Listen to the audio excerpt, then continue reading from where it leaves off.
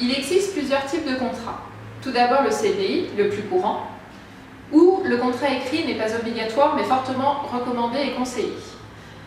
Notamment pour y inscrire la période d'essai, où vous devez indiquer les durées, la date de fin, et où doivent y être indiqués les différents points reliés à votre convention collective. Vous devez d'ailleurs penser avant la rédaction du contrat à vérifier votre convention collective, notamment sur les délais de période d'essai ou sur les mutuelles et prévoyances obligatoires que vous pourriez avoir à mettre en place et à indiquer dans le contrat. Pour la période d'essai, pensez également à vérifier les périodes de prévenance qui sont suivant le statut de l'employé que vous allez embaucher, si c'est un employé, un agent de maîtrise ou bien un cadre, qui seront différentes et suivant la durée également. Et si vous dépassez ces périodes de prévenance, eh bien, le salarié sera en droit de ne pas accepter le renouvellement ou l'arrêt de la période d'essai, même si il est encore en période d'essai. Cela peut aller jusqu'à 1 mois. Vous avez d'ailleurs sur les différents liens que l'on vous a mis les délais qui sont à respecter pour vous donner les bonnes instructions. Et puis, en deuxième recours, vous avez le CDD que vous pouvez utiliser uniquement dans certains cadres très définis et qui doivent là, pour le coup, être indiqués dans le contrat. Les différentes raisons vont être l'absence temporaire d'un salarié.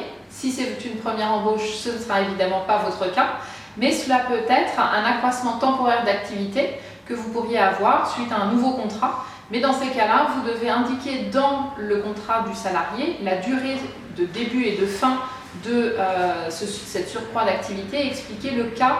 Donc ça peut être un nouveau contrat que vous avez eu pour de la fabrication par exemple, et là vous êtes en droit d'utiliser un CDD.